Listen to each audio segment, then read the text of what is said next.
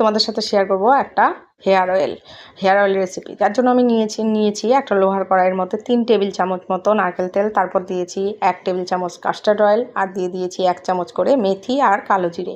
তারপর দিয়ে দিলাম এই দেখো অ্যালোভেরা জেল। এই অ্যালোভেরা জেলটা আমি আমার বাড়িতে থাকা গাছ থেকেই কেটে সেটা মিক্সিতে পেস্ট করে জেলটা বের করে তারপর বানিয়েছি। এরপর এটাকে একটু ভালো করে ফুটিয়ে নিতে হবে, ফুটিয়ে তারপর আবার ঠান্ডা করে নিতে হবে, নয়তো ছাকা যাবে না।